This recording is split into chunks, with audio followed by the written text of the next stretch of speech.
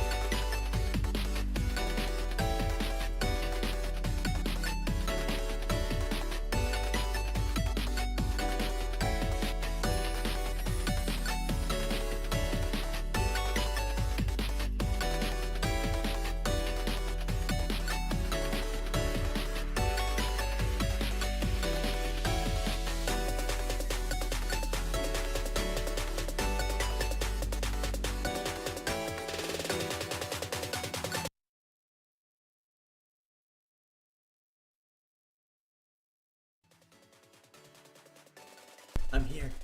I'm here. Ooh.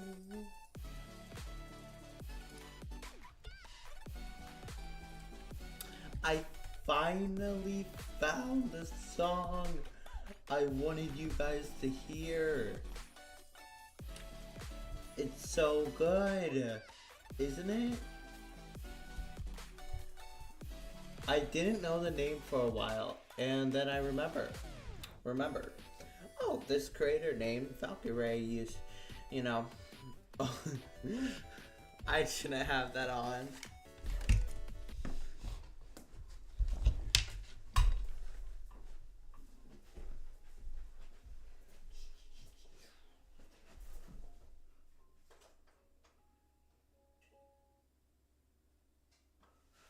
Okay.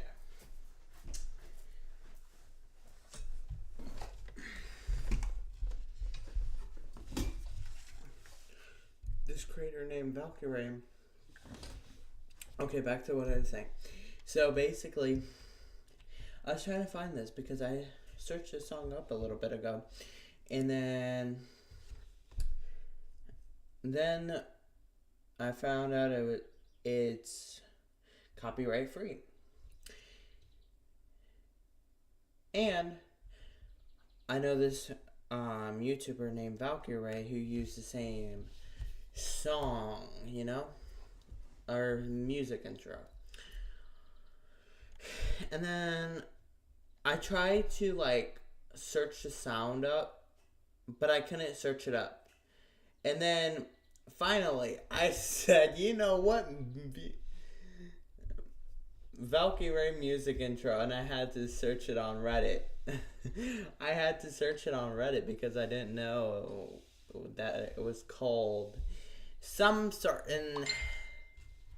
I thought it was called Blue something, Blue Ocean something, but no, it's called Percusue Bubble Tea. It's a really good song, and shout out to the creator too. Percusue, you have my sub. He dropped this back in February 2020, and it still pops off to this day. It's really good. It's a jam. Anyways, I really do like it, and I'm glad he made it. It's one of the best ones. I've been trying to find it for so long, and I finally found it.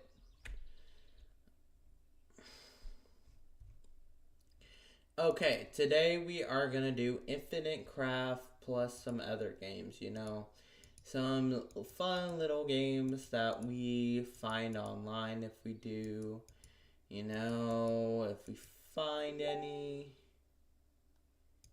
Okay, I don't know what that was. We're not going to.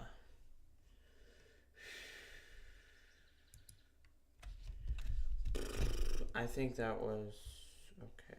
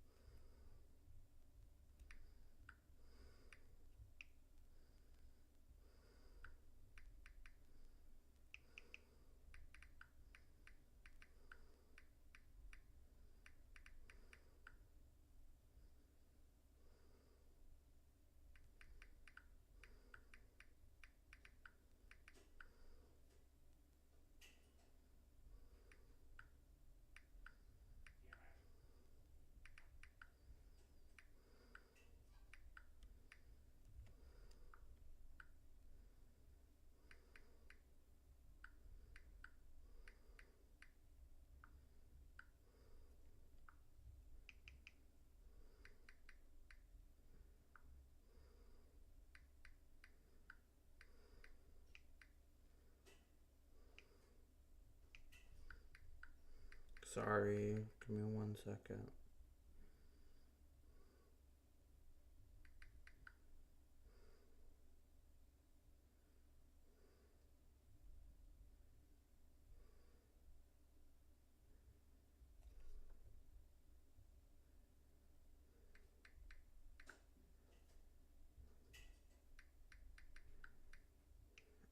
I'll just type it later to her. But, anyways, we're gonna play some Infinite Craft. You know what? I'm just gonna search it over here. You know, I don't have any bad things on this computer, but...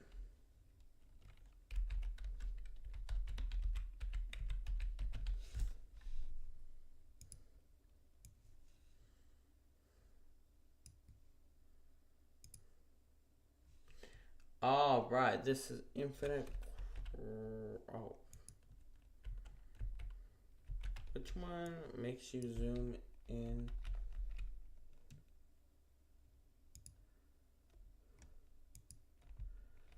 Is it F11? Oh, okay. All right, this is Infinite Craft. Oh, I already started.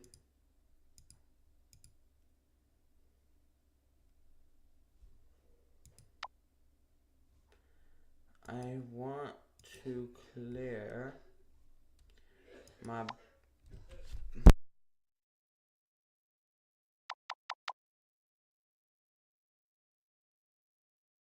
I want to clear my board.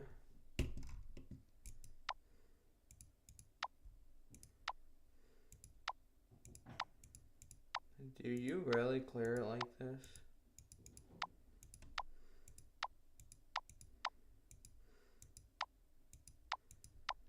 This is a while.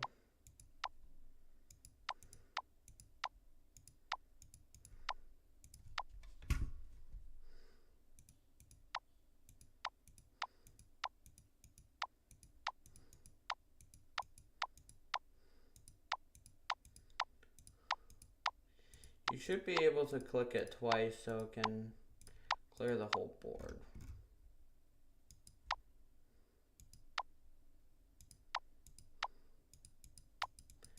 Have to clear this all off. Need to find it myself.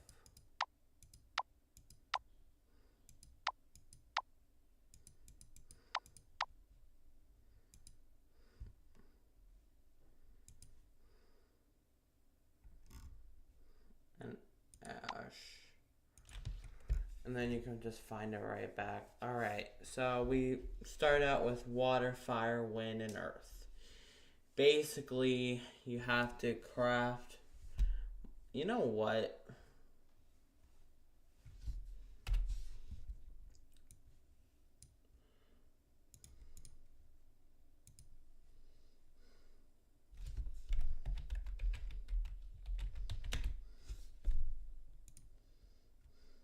I never do this any other time, but I want it to be a new, fun experience, and yes, we are in private browser.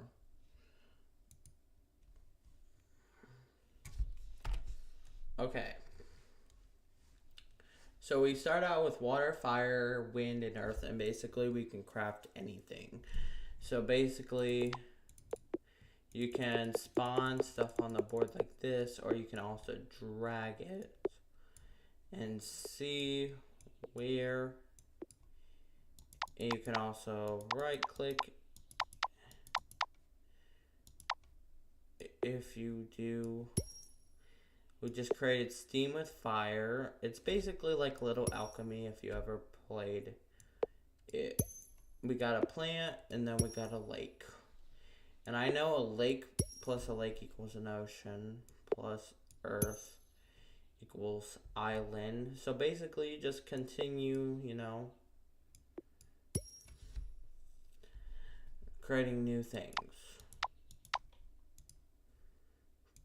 Plant and fire.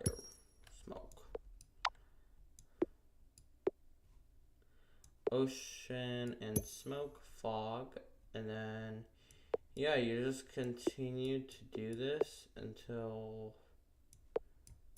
mud, mud plus mud, clay, clay plus clay, brick plus brick, wall plus wall, wall plus brick, house, house plus house, town, and town plus town, city.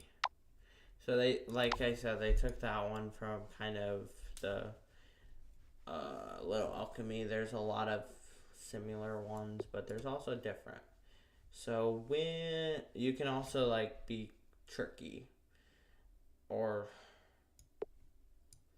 like if you want to do house and wind, and then that creates tornado. Just like go wild with it, I figured we'll just play this today, and we'll see where it goes. Oops.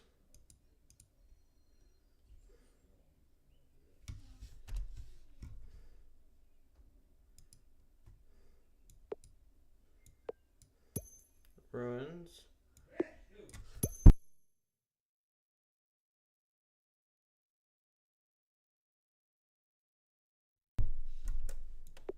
Alright, ancient plus water equals fossil. Then fossil plus steam equals dinosaur for some reason. And then dinosaur plus town equals Jurassic. See, everything can like lead up to something. Okay, surf and plant, surfboard, island or plant. Let's do plant plus plant equals tree plus water. No, tree plus tree equals forest. Forest plus town equals village. Village. Village, but oh no. Village plus mud. Fossil plus mud equals oil. Oil plus steam equals engine. Engine plus engine equals rocket. Then rocket plus fuel. We got fuel. Okay. I'm actually starting to like this game. Like anything. So you can take steam plus destruction. It might give you something. Explosion. Explosion plus surf.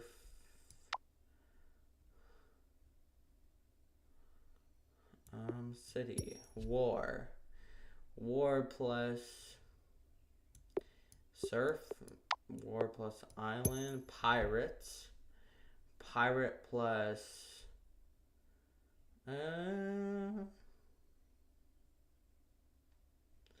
wish we had gold. Cannon. Cannon plus wind. Oh. How does that equal? Ancient plus fossil. Ancient. Okay, we're gonna do ancient. Destruction. Cannon. Catapult. War. Spartan. Pirate. Titanic. Then engine. Steam. Ancient steam. What does that make sense? Oak. Oak is ancient. Oh. Clay. Pottery. Smoke. Incense. Fire. Phoenix. Incense. Okay. We're just trying to. Well, iceberg. You put that equals iceberg. Like some of these don't make sense, but they're funny. Sorry. Avas.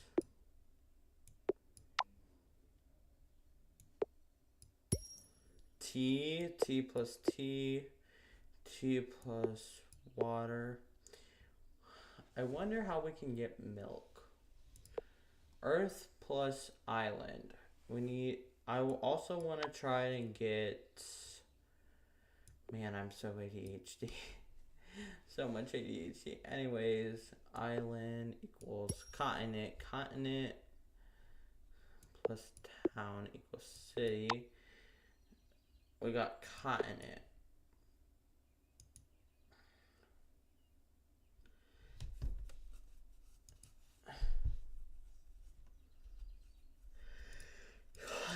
I feel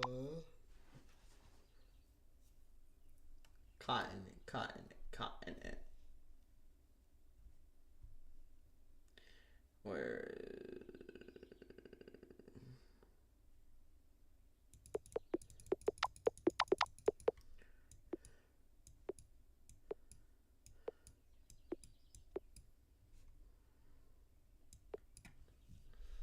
okay, forest, Amazon, fall, cloud, plant, tree, ruins, Atlantis.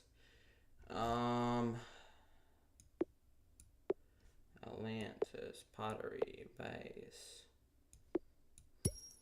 Treasure. That's what I was trying to get with pirate was treasure, and we got it.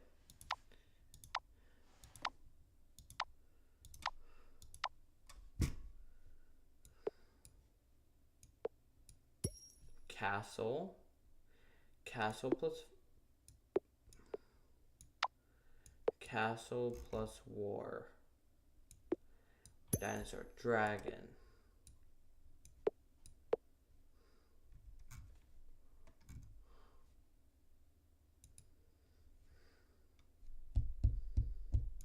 Water. Okay. Castle. We need castle.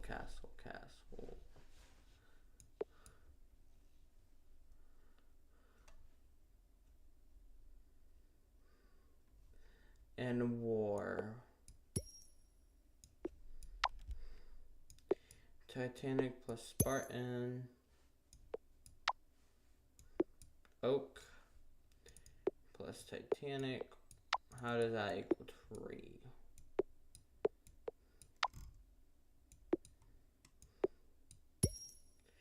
Poseidon plus dragon, Leviathan.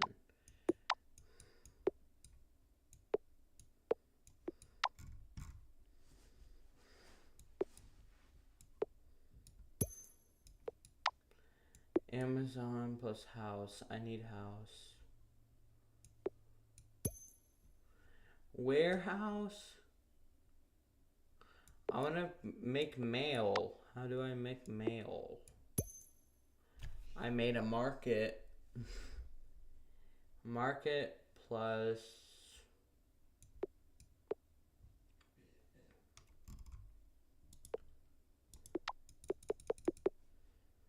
market.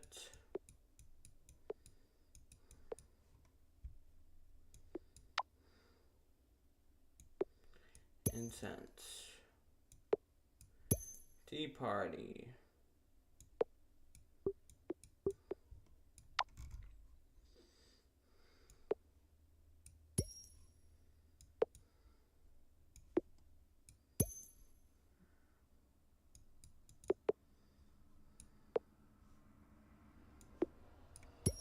Farm.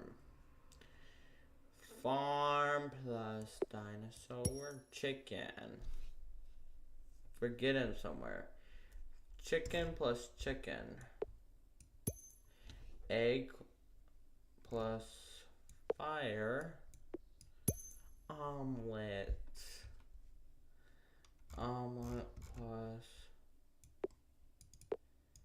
egg.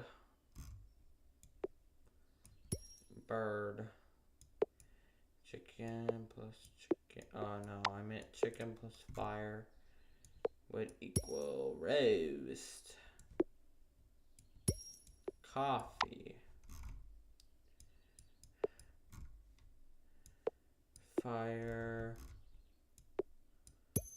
Dinner. Bird. Flock. And then we got flock plus herd. Herd plus dragon. Would that create a dog? No. Hadriada. What? Herd plus what would equal dog? I know war. No. Herd plus dinner. Shepherd. That's not what I want. Let's see.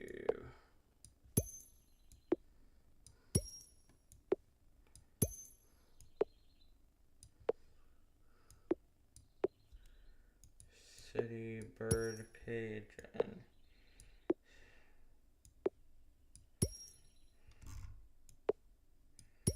Choo choo, egg. We're just gonna do random stuff right now.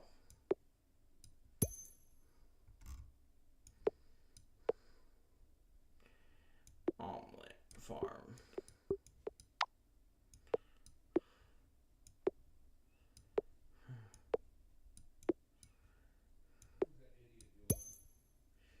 Train station plus captain. Oh no, but what about a conductor? Train plus surfing. Tank plus Leviathan. Godzilla Chickenzilla. Surf and turf. What the fuck? Soggy surf and turf. Train wreck. Really? Tree plus village. Forest plus. We need fire. No, we need tree. Tree plus fire. Ash. Why?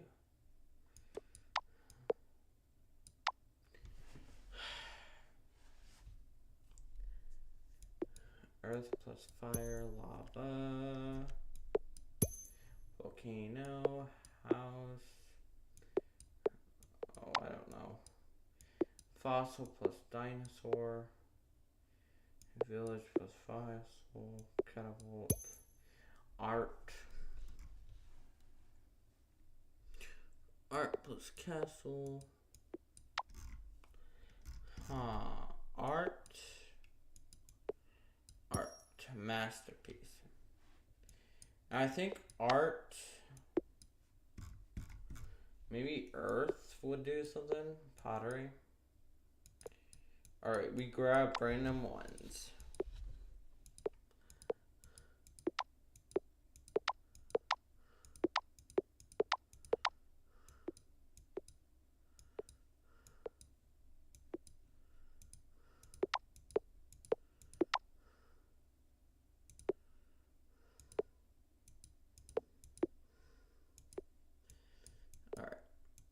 So we'll test just random ones. Rocket plus oil. Rocket plus space. Submarine and train. Plus okay. And train plus spaceship. Okay. Can we actually get astronaut or maybe spaceship plus Earth? Moon. Moon plus Earth eclipse. Hold on.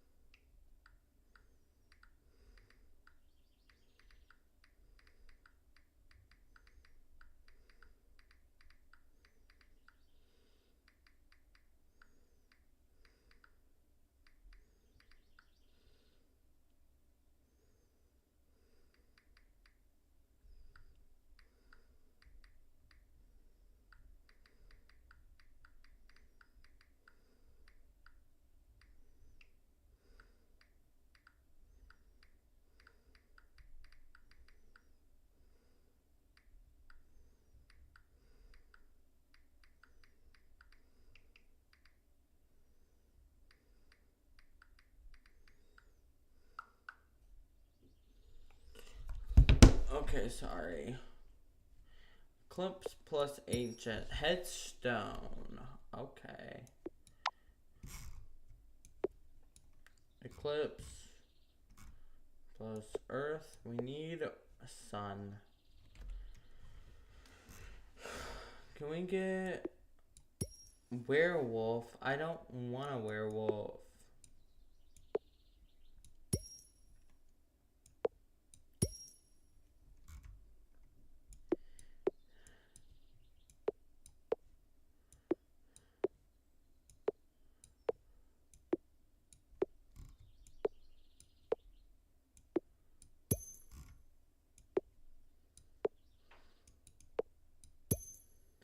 Metro.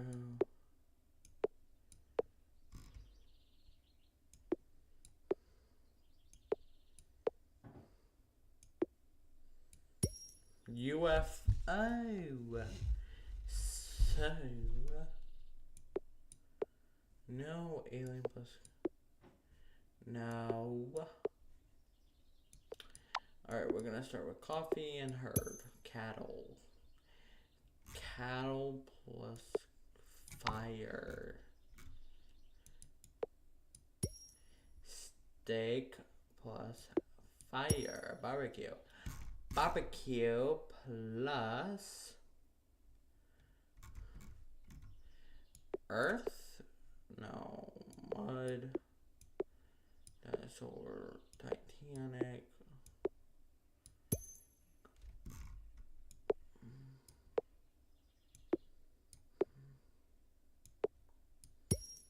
Titan.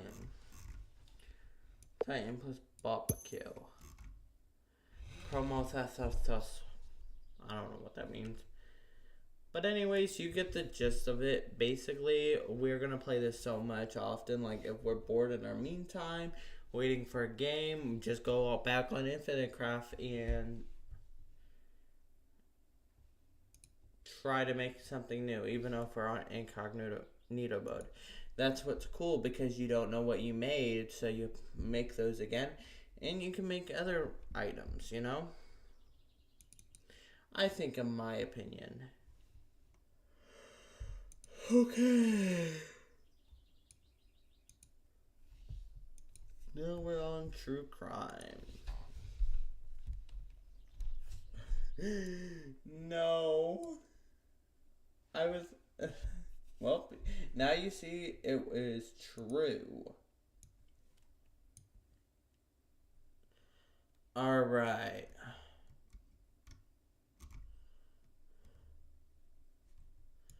I'm just gonna look on it over here.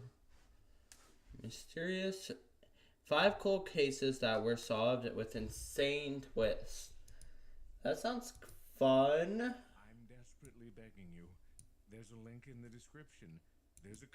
There's no link in the description, guys. That's not my ad. But it's Markiplier's.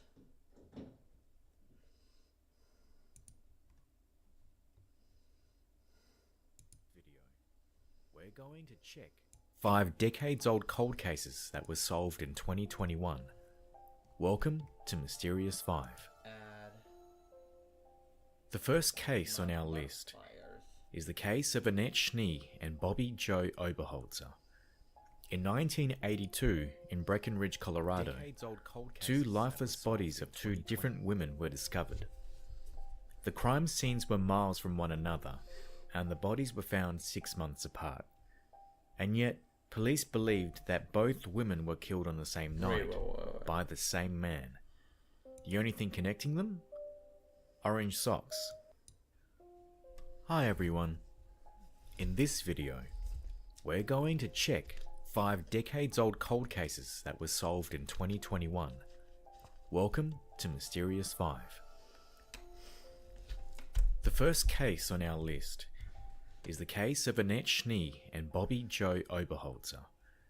In 1982, in Breckenridge, Colorado, 2 lifeless bodies of 2 different women were discovered. The crime scenes were miles from one another, and the bodies were found 6 months apart. And yet, police believed that both women were killed on the same night by the same man. Jesus, The only thing connecting them? like, knowing, like, oh, these both were probably the same killer. And knowing that and being smart. Because, like, you know, if these things were 6 months apart, I don't think I would be able to, you know? Like, I'm just thinking of all this. And, like, if I was a detective, I would be the worst detective out on the planet. I wouldn't know. Like, I would probably even forget what happened.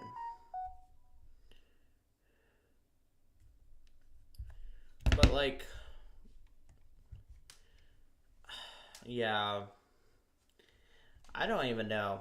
I wouldn't be able to detect it. Orange Some of socks. these. On January 6, 1982, Bobby Joe Oberholzer, 29 years old, left home at 7:15 a.m. Her day had begun as usual and she hitchhiked to work. Jeff Oberholzer was Bobby's husband. He ran an appliance repair business and she worked as a receptionist. They had been married for about 4.5 years at the time of Bobby's death. Roblox is way more fun when you have Robux. But Not sponsored. I hate.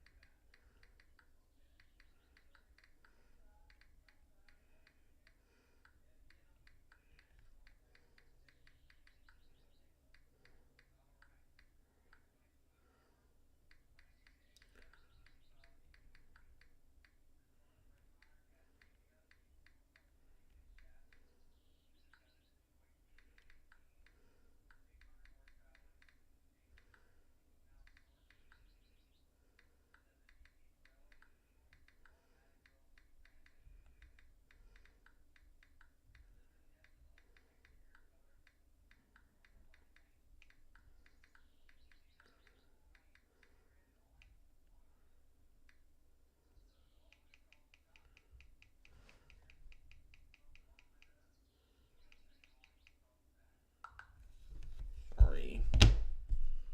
Just have to talk. You know,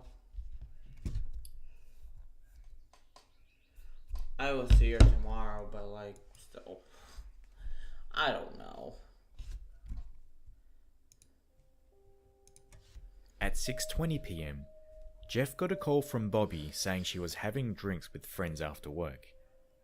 He asked her if she wanted him to pick her up, but she told him that she would get a ride home.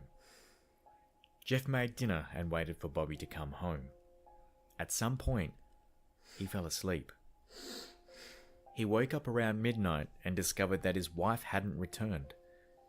Jeff drove into Breckenridge to look for Bobby, and her friends told him she left the bar around 7:30 p.m. They assumed she'd gotten a ride home. When Jeff reported to police that Bobby was missing, they told him it was too early to file a report. Finally, he drove back home. You know, that's so stupid. I don't care, like, if, you know, it's 24 hours or how many, 48 hours in some counties. But, like, you should, if you know something is wrong, like, oh, your significant other or your child isn't there, you know, of course, they could just be late, you know, they could just be not there, you know, they have something important to do, so they're not going to be there, but, like, still, you rather be safe than sorry. I mean, I just don't understand that in the police system, why some or most cities and towns and, like, states require a 24-hour, 48-hour, or 36-hour missing person before, you know, you can file a report, you know. To wait for his wife. The next morning, a farmer who lived 30 miles outside Breckenridge found Bobby's driver's license on his property. When Jeff and two friends were on their way to pick it up, they made a disturbing discovery. Something blue in a snow-covered field. It was Bobby's backpack, the one she always had with her. Next to the backpack was one of Bobby's gloves, spattered with blood and several bloody tissues. Jeff's friends helped him organize a search. 2 hours later, they found Bobby's lifeless body, more than 15 miles from where her backpack was discovered. She'd been... That is so sad, you know, like, there is even, like, channels. You know, I was a curious kid back then, you know, and I one day discovered a channel, you know, where you would, on TikTok, you would search websites not to search up. Well, I did. I don't know about you, but I was a weird kid. And basically, there was this one website called livegore.com, and you know, I didn't know what that meant. I didn't know. It could have been a fancy word. It could have been anything. So I searched it up, and that's where I saw the video. I'm not even gonna say it because it is so dumb, you know? Like, and I understand, like maybe it's difficult for, like, search engines to do this, but, like, Google is $1 billion organization, and yet they still allow websites to pop up online with gore. Why? Because there's some type of, you know, it's called freedom. It's allowed on there or something like that. It's probably has to do with our different laws, and it can be those broadcasts are from other countries, like cartels, other shit, and it's so fucking, like, you don't even understand. It's so easy to search it up. Like, even if I didn't say the name, like, some kid can just find it. They can literally just find it, you know, with some digging, a little bit of scrolling. You don't think a curious kid will scroll long enough to find it? It is so dumb. Like, and I don't know why that popped up. I just know that some of these things that I witnessed on there are fucking brutal and so dumb, and it's so idiotic, you know? It's like idiotic to even post about it. Like, and you know, no one can do nothing. Basically, Google probably has a deal, like, they can't, like, delete something because it's freedom or something. Freedom is something. And, like, you know, it's just so dumb and idiotic. And, you know, the person in the wrong is the people in the video. But don't search any of that shit up. Like, trust me, you will be traumatized. I was traumatized, and that's when I lost my faith in humanity. I really lost my faith in humanity when I searched that up. I was like, what in the... Like, I had to take a few days, like, just to process what I just saw. I was like, what in the actual... I didn't even know what I was seeing. I was like, my innocent eyes never seen anything that horrific and real. You know what? It's not even about the video. It's real. It's real videos about gore and graphic and high quality detail. Like, you can see it. Okay, I mean, some of the video qualities on them are not that great, but, you know, it's still up there, and you still can see it, and, like, and it doesn't even have a sensory, you know, thing, or anything, you know. That's just why, Like, and little kids can search that up and learn shit just by that. I mean, how do you think other kids came out to become serial killers? It's just like, I'm not saying, but some of them drive to that from that motive. You know, some kids drive from the motive, oh, they did this, so I can do it. But other kids, you know, just drive because they want to, you know, become a killer. And it's so sad that society, you know, doesn't want to ever help people anymore. They make it easy for kids to see shit like that, or get traumatized even by it, you know? Not want to go out and view the world. And of course, you should be careful of the world, you know, have a group of friends, especially if you're a girl in this society. And, you know, be able to, you know, defend yourself, etc. But people shouldn't fear for their lives just because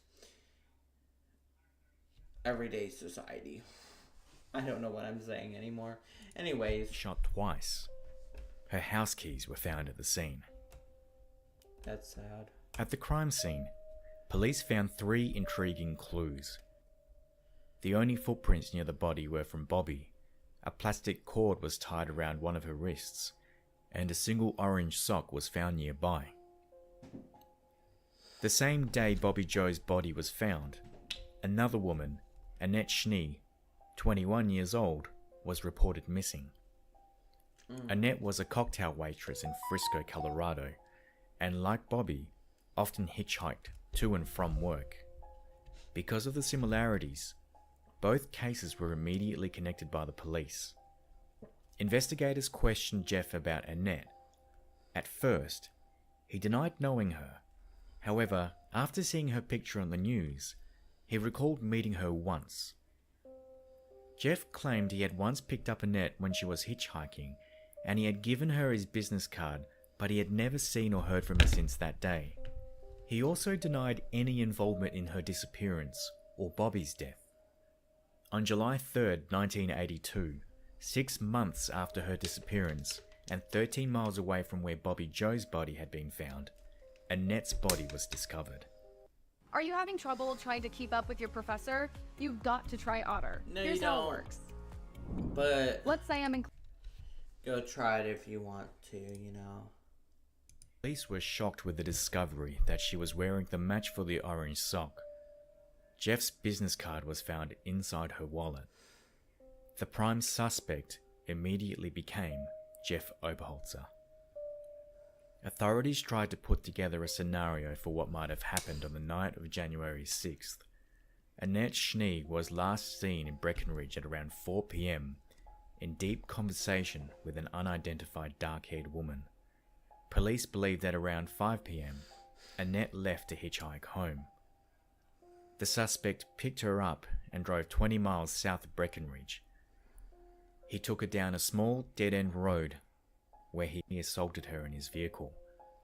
While she was getting dressed, she forgot to put on her other orange sock and attempted to escape when she was shot in the back while running away. Police believe the suspect then drove back to Breckenridge and found his second victim, Bobby Joe Oberholzer. He drove Bobby 10 miles south of Breckenridge to a scenic overlook where he attempted to assault her. Bobby managed to escape from the vehicle where the orange sock then fell out. The suspect then chased her down the road and shot her twice as she turned away. Police felt the fact that Jeff Oberholzer knew both victims was more than just a coincidence. 2 months after his wife's death, Jeff took a polygraph test and passed. From day one, Jeff insisted that he had an alibi. He said that at the time of the deaths, he was at home visiting a friend. A friend? For nearly 9 years, no one could find this man. Then in December 1990, he finally surfaced and was questioned about that night. Investigators interviewed the man, who claimed that he had been in Jeff's house. However, his time and Jeff's time of the visit didn't match up. Jeff Oberholzer had always maintained his innocence and claimed that the suspect had to be someone that Bobby knew. She wouldn't have left with a stranger, especially when he offered to pick Bobby up. For years, the blood found on Bobby's gloves and the tissue... That is suspicious right there, Jeff. I'm so glad criminals are dumb. Lets them get found quicker. Jesus Christ. You know, chances are that he is not the killer, but he has a poor choice of words, you know? You know, I'm not going to say anything because I love when criminals like this, or him probably, I don't know, get caught. Like, they're so stupid. They will actually admittedly say what they were doing, like, oh, but, like, also hide specific details in the sentence that doesn't make them look like a suspect, even though if the details they're giving makes them more suspect-like. So good that most criminals are dumb. with her backpack were Either that or it's pressure that cracks with them eventually. And they fall under pressure. So glad, like, people like that aren't, like, some CEO boss. That would believed to be one heck of a hers. story. However, in the early 1990s, DNA testing determined that it came from a male. The testing also determined that the blood wasn't Jeff's. As a result of this and other evidences, including several alibi witnesses, Jeff was eventually cleared as a suspect in the case. Police looked into several other suspects as well. One was cab driver Thomas Edward Luther, who in February 1982 picked up a hitchhiker in Breckenridge, then beat and assaulted her. While in jail, he allegedly bragged about being responsible for the deaths. According to his girlfriend, he didn't come home on the fateful night. He also lied to investigators and said he was at work at the time. The other suspect, It's so Tracy... stupid, like, oh bro, guess what? I beat and killed a woman, bro. Like, that makes you look like so stupid and so arrogant. Well, bro, I've killed no one, and I've been a good, innocent guy my whole 18 years of living. You know, innocent versus, like, innocent is different. I haven't been innocent, but, you know, I've been innocent of any crimes because, you know, I wouldn't ever do it. So stupid. And why it's so, like, disturbing to me. Like, people have no morals. People have no life. That's what I think when people have no morals, you know? Some people even say they do it for justice or God. Like, some guy killed Jeffrey Dahmer in the bathroom. I mean, yes, he did kill people, and that made my blood and ate them, and that made my blood boil, but yet, I don't think I would kill him. I would just put him in jail and let him rot. That is more of a punishment than what that guy did to him. He was literally also going to get executed, wasn't he? I think he was going to get executed, but then some guy killed him. And yet, Jeffrey Dahmer tried to turn his life over to God, and I don't think that's going to happen. That's so stupid. Like, I actually, like, studied that case back in 2020. It was so stupid. Like, oh my God. It's so horrifying, too. Like, just to hear what people have to say about it. Kelly killed his fiancée in 1981 and went on a multi-state crime spree. During this time, he stayed at Annette's workplace, the Holiday Inn in Frisco. However, neither suspect's DNA matched the evidence from the crime scene. On February 24th, 2021, a 70-year-old man named Alan Lee Phillips was arrested and charged with the deaths. He was also charged with kidnapping and assaulting with a deadly weapon. He is currently being held without bail. Genetic genealogy was used to link the DNA found at the crime scene to... Oh, okay, because I was like, did they just arrest the guy, or did they just like, I don't know if this guy, is kind of good at explaining what happened. He just was like, Phillips. He just got arrested, but like, he didn't say a guy like, they found this guy and he had the DNA that matched both women, handprints on the women or on the items found at the crime scene, and then he was arrested because he was the killer. I don't know, just my opinion. Again. Investigators also suspect that he may be involved in other crimes throughout Colorado. Sadly, Bobby's brother, Kelly, and father Thomas have passed away before finding out who was responsible for taking her life. In Big Time, you can collect Big Time cryptocurrency. It's real fun and Why easy. do that? You can collect the Big Time token, battle across time and space, choose... And I have said in the past to myself, yes, I will, say if something says to happen to my dog or my friends or anybody and there was a killer on the loose, I will be the first one to go find the killer and kill him or her or whoever.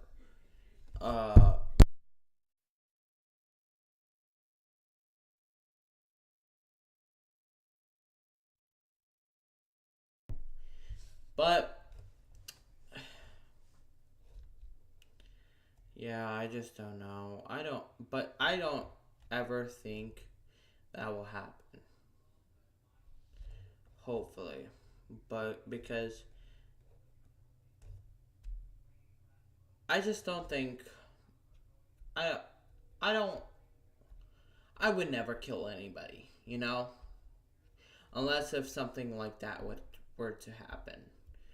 And it's just so sad, it's so sad because these are the lives of people, and they just take him away, and not just a person, but think about the family.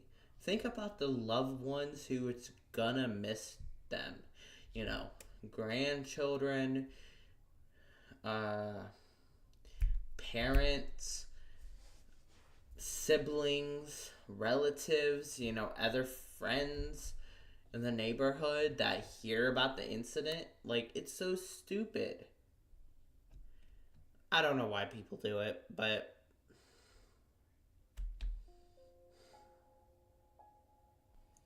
Next on the list is the case of Gail Barris.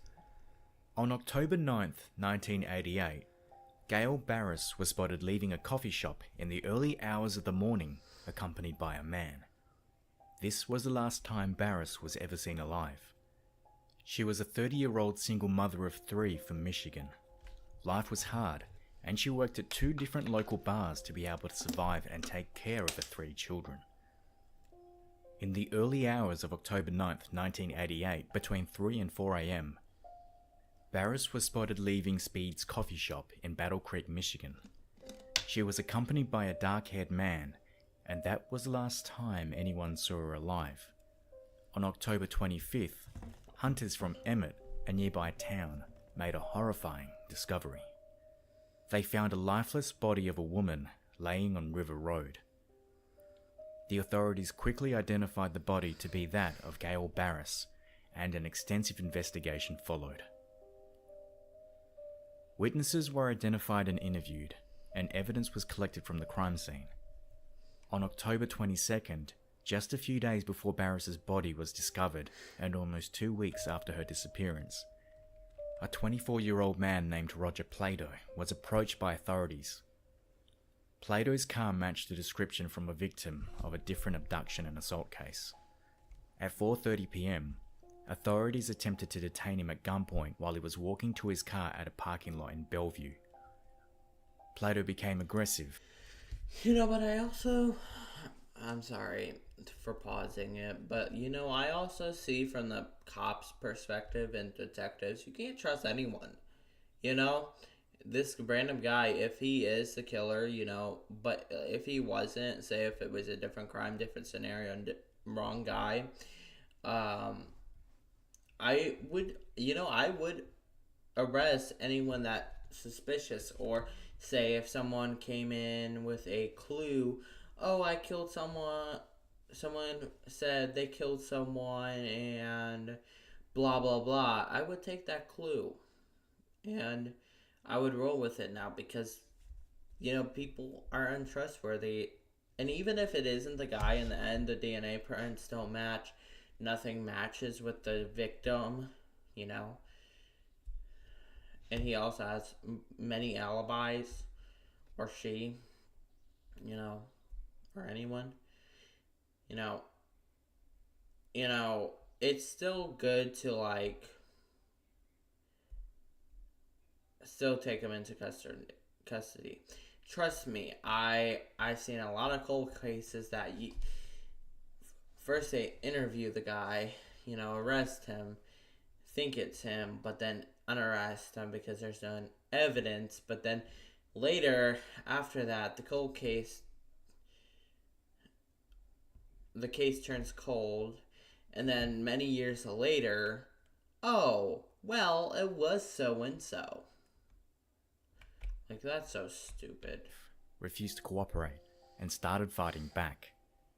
He was shot when he tried to wrestle the gun from a detective, and as a result, died from the injuries. He was never interviewed. Authorities performed an autopsy, and a blood sample was taken before. He was never interviewed. No. I thought they interviewed his ghost. I thought they were like, hey, you still have to do this interview. Hopefully we can summon your spirit with the Ouija board and be like, did you kill this guy? Before the body was cremated, which was stored at a private lab at the time.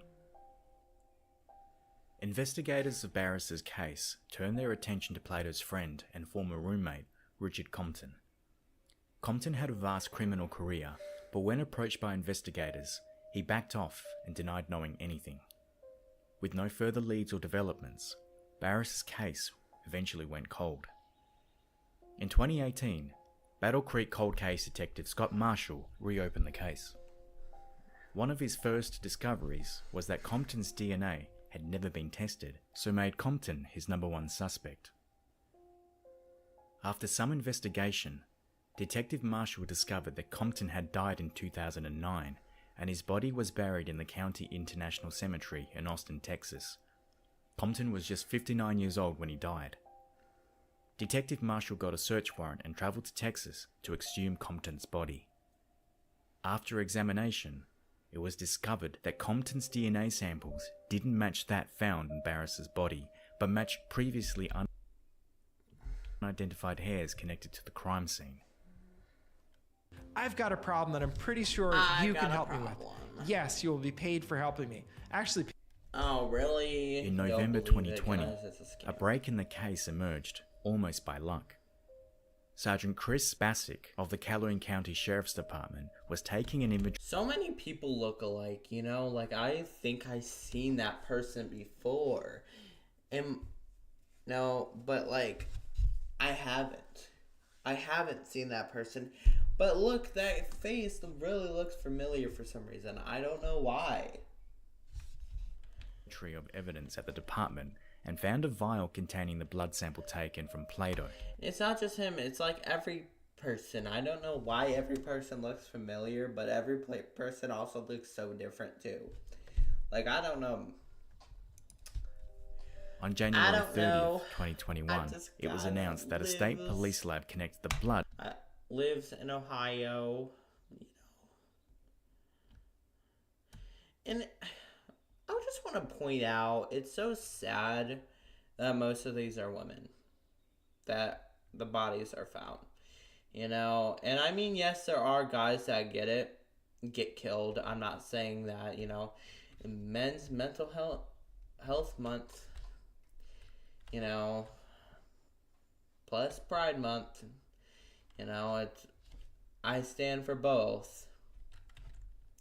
Kind of men's mental health more, though, you know, my opinion. I'm sorry, but you know, but it is sad that most of these are women, and that's what some women say when they would rather choose a bear rather than a man. You know, and some of these controversial TikTokers are coming out and be like, well, why are you choosing that? This is why. Because they die by stupid ass men all the time. It's just so stupid. I don't know why people get dead because of men. To DNA found on Gail Barris's body, confirming Plato as responsible for assaulting her and taking her life. It's almost likely that Compton witnessed it happening. Both men have already died, and they never had to pay for this horrible crime. However, the Barris family has expressed their relief on finally being able to have some kind of closure. Detective Marshall said DNA technology is the future for solving cold cases. We now come to the case of Stephanie Summers. On August 30th, 1980, Stephanie Summers was supposed to spend the day with a nephew. I wish they were alive so they can rot in prison, but you know, a lot of police and a lot of judges be like, oh, you got like 4 years even though if you did a horrible crime, so I kind of glad they're dead. But I also hope, like, if they were alive, if they got max sentence, like, till you die maximum. Because, like, it's not enough to kill a person. I think, you know, what is that going to do? Basically, you're just trading a death for a death. And now there's 2 dead people, and plus, that guy basically just got a little shock or a little injection and then died. You know, they didn't really, I don't know, they didn't really, like, get anything.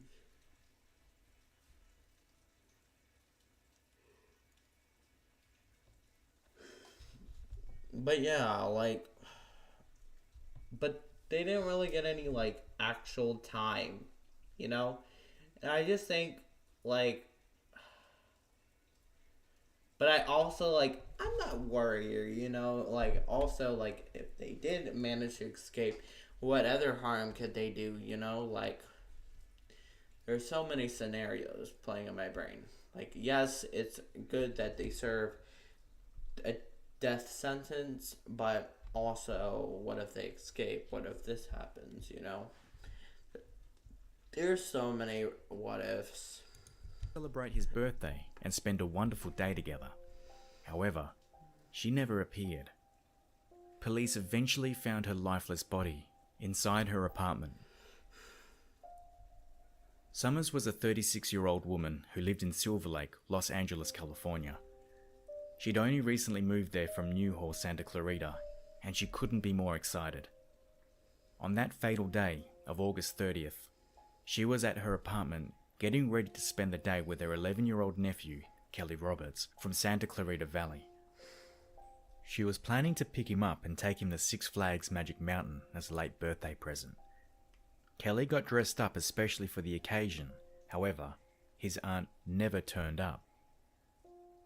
Concerned, her family contacted the authorities who went to check her apartment. That's when they made the grisly discovery. Stephanie's lifeless body was laying inside her apartment. Forensic evidence was collected at the crime scene, and an extensive investigation began. Several people... You know, it's also, like, sad to tell your kid that. Like, I don't know if I would have the guts. I think I would first, say if they're a little, your aunt couldn't make it, and then when they get older and older and older, like, slowly tell them, well, I was trying to protect, but also it could, like, not protect the kid. I don't know. But, like, that's what I'll do, slowly tell them over time. Were interviewed. However, the leads went nowhere and the case went cold.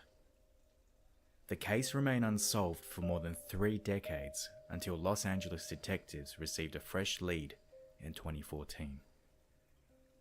It implicated a man named Harold Anthony Parkinson who lived a mile away from the victim, and he could be a main suspect in the case. On June 19, 2014, a DNA sample collected from Parkinson was consistent with the DNA profile taken from Summers' body, and he was charged with taking her life. However, Parkinson was already in jail, serving between 15 years to life at the Chuckawalla Valley State Prison in Blythe for another unrelated attack. This other attack happened in Los Angeles on April 8, 1981, when he shot a man named Derek Eugene Perry. Perry succumbed to the injuries and died. Parkinson was arrested and began serving time for that sentence on March 5, 1982. Perry's sister Dolly said, at the time, "I remember the last meal I had with Derek. It was at a Sizzler restaurant. He gave me a hug and told me he loved me." She described her older sibling as an excellent BMX rider and surfer and a brilliant big brother. The motive of the attack was unknown or undisclosed by authorities. After learning that Parkinson was being accused of Summers' death, Dolly said that he is a dangerous man and should never be allowed back on the streets. In court, Parkinson's lawyer argued that his client hadn't assaulted Summers and claimed that the two were romantically involved and they slept together a few days before she was attacked. Prosecutors, however, said Summers... I don't know how lawyers, they just get paid to get paid, honestly. Like, I don't understand how you're doing that to the... Like, I think there should be a fine line when you can actually, like, say someone's innocent like that. Oh, well, they've been in a romantically engaged they were in romantically engaged content, or stuff like that. It's just, like, so stupid. Like, why lawyers defend the fucking guilty people. But, I mean, again, it maybe isn't him, but, like, still. After a brief marriage to a man, had told friends that she was only attracted to women.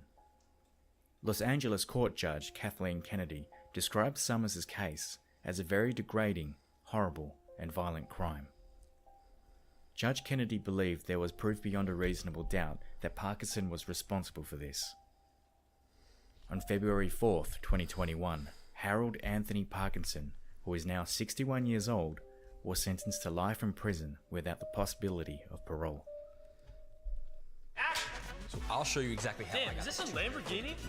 Yeah. Is this your That's car? what it is. Yeah. Whole Do you life. mind if I ask For you what you life. do for a living? Yeah, so I was actually Not in till June. death.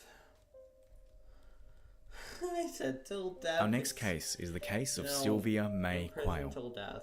On August 4th, 1981, William Quayle went to visit his daughter in Cherry Hills Village near Denver, Colorado. She lived just 150 feet from his home.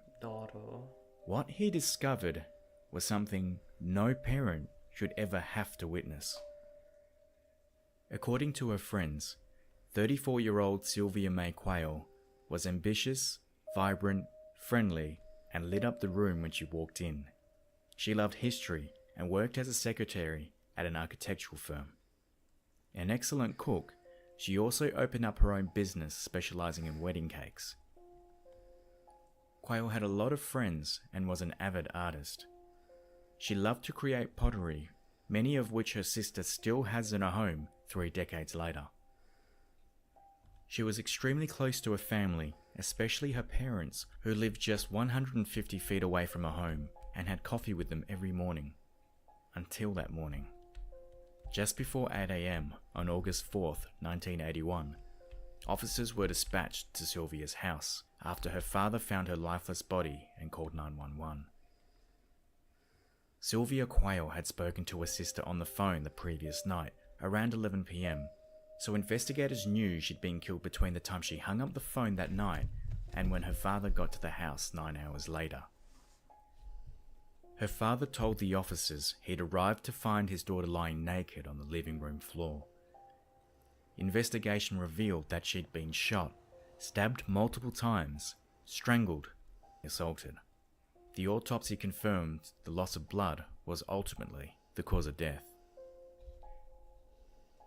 Investigators found two important clues at the crime scene. The telephone line in the living room and outside the house had been cut, and the bathroom window screen had been removed and tossed into some tall weeds. About 140 more pieces of evidence were collected from the scene, and over time, a variety of technological advances were used on the items as investigators tried to solve the crime.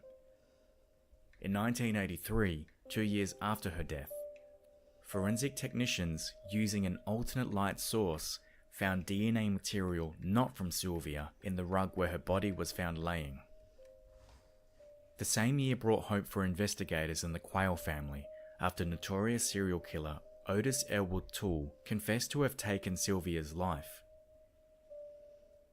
Many of Toole's confessions were later known to be false, along those of his companion, Henry Lee Lucas. Lucas, who died in a Texas prison in 2001, claimed hundreds of victims. However, authorities were only able to confirm a handful. In 1993, the charges against Toole and Sylvia's death were dropped. At the time, DNA testing on evidence in the case had proven that Toole was not the source of the DNA found at the crime scene 12 years earlier. In 1995, a section of the rug was cut out and submitted to the Colorado Bureau of Investigation to be tested. 5 years later, the sample provided authorities with an unknown male DNA profile. However, no match was found and the case went cold. In January 2020, Cherry Hills Village cold case detectives and investigators decided to use the recent technology of genetic genealogy in Sylvia's case. 4 months later, a name surfaced: David Dwayne Anderson. At the time of Sylvia's death, Anderson, then 22 years old, lived a couple of miles away from her. Cold case detectives began investigating Anderson. One particular investigator, Robert Fuller, travelled to Cozad, where Anderson now lived, to secretly collect the suspect's DNA. Fuller was able to recover 2 trash bags Anderson had tossed into a dumpster. Inside were 15 items that potentially held Anderson's genetic material. Included among the items was a vanilla Coke can. On January 29, 2021, genetic material taken out of the vanilla Coke can matched the ones found in the body and crime scene.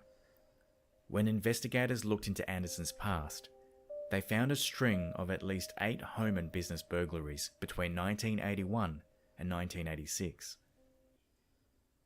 There comes a time in every creator's life when they say, I've got an idea for a t-shirt. I have an idea for a poster.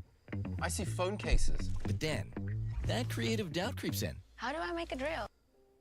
In one of the home burglaries, he removed and tossed a window screen to gain entrance. Anderson, now 62 years old, was arrested on February 10th, 2021. The first photograph is of Anderson in 1980. If anyone recognizes this photograph of him from this time period and has information surrounding or involving this case, we ask that you please call the Cherry Hills Village Police Department tip line at 720-305-9831. William and Mary Quayle didn't live to see their daughter's killer charged. William died in 1999, and his wife followed 10 years later. Our final case is the case of Bonnie Baker. On the night of June 30th, 1998, Baker was celebrating her recent promotion with some friends. Her boyfriend at the time, showed up unexpectedly to the party. After a few tense moments, they both left, and that was the last time she was ever seen alive. Bonnie Baker was a 47-year-old woman from Denver, Colorado, where she shared an apartment with a boyfriend, Crespin Nene Perez. The couple had met at the Fort restaurant in Morrison, where they both worked. Baker was the perfect employee, never calling in sick, and always showing up on time. The same couldn't be said about Perez, who had been fired a month earlier for missing work. Baker decided to celebrate her recent promotion with her friends at one of their places in Golden. They planned to spend the night partying. The night quickly turned for the worse after Baker's boyfriend unexpectedly showed up to the friend's place. Perez arrived at the party and almost immediately started to make a scene. He was jealous seeing his girlfriend drinking and dancing with her friends in the living room. Several witnesses at the party later said that Perez looked as if he had taken illicit substances. His eyes were red and glazed, and he was very aggressive. He also continuously eyed everyone off at the party, attempting to instigate a fight with anyone who stared back. Baker's last known words to a friend were, "It would be better if I just go now, or it will be worse." The pair left the party early when the situation became heated. At around 8 p.m. that night, authorities received a phone call from an unidentified woman. She reported that a man had taken a woman's life in an apartment on West Louisiana Avenue. She also claimed that the man was about to drive to Mexico in a red vehicle with Colorado license plates, and the woman's body was in the trunk, which he was planning to dump somewhere along the way. When tracing the call, police found that it was made from a payphone, so they rushed to the address given. In the apartment, there were no signs of a struggle, and no one was found. The next day, Perez's car was involved in a single vehicle collision near Globe, Arizona, but he fled the scene on foot. The car ended up being impounded, and upon examination, blood was collected from the trunk as evidence. The case was shelved, but was re-investigated a year later due to possible new evidence. On July 31st, 1999, two boys went horseback riding in a remote part of a Navajo reservation in New Mexico. They stumbled across what appeared to be a human skull and immediately contacted authorities. After searching the area, investigators found several more skeletal remains. Despite the find, the results of the autopsy and the reason for the death remained inconclusive. The case went cold due to the lack of evidence and correlation between Baker, the missing person, and the found remains. In October of 2012, cold case detective Kenneth Klaus from Denver was assigned Baker's case and immediately called an FBI agent in New Mexico to discuss her disappearance. DNA samples from the remains found on the Navajo reservation were sent to Denver's crime lab for forensic testing. They matched samples collected from Bonnie Baker. On April 4th, 2013, the unknown female caller came forward admitting that she was the one who called 911 the night of Baker's disappearance. She also claimed that she cleaned out the couple's apartment after their disappearance and before the authorities arrived, where broken plates and glass covered the floor and the kitchen table was overturned. The unidentified woman also gave a full description of the red vehicle, which was later determined to be a Geo Prism, as well as its license plate number. And according to the woman, Perez told her that night, "I know that you don't like Bonnie. Something bad happened to us. You'll never have to see Bonnie again because I'm going to make her disappear." This woman's relationship with the couple was not yet revealed by the authorities. Another witness also identified Perez as the driver of the red Geo from a photo lineup. After further rounds of witness interviews and forensic DNA testing, the gathered evidence concluded that there was enough ground to arrest Crespin Nene Perez. A warrant was issued for Perez's arrest, but the arrest couldn't be made as he was now living in Mexico. His extradition to the United States didn't happen until 2020. Prosecutors theorized that Baker's body was likely left in a shallow grave within a day of her disappearance. On January 27, 2021, A preliminary reading in the case was held in Denver court, and Perez faces charges for abducting and taking Baker's life. What? You know what? People do stupid shit all the time. Okay, we're gonna watch this one. Still wasting time on those long searches? Your search ends here. Free Cash is an amazing search. It is one of the most horrific and demanding murder inquiries for years. Police hunting the killer of 5 homosexual men in London have been appealing for help at a big gay rights demonstration in the capital. We will watch that one tomorrow. I'm really tired. That's not why I haven't been talking so much. But, you know, while we despise these men, we only hope, men and women, we can only hope that just like those cases, that I will get solved and they will get put behind prison, hopefully. But thank you so much for watching. You know, I didn't even want to do this today, but I'm glad I did, you know, because I get to see the viewers. Thank y'all for watching. I'm so tired.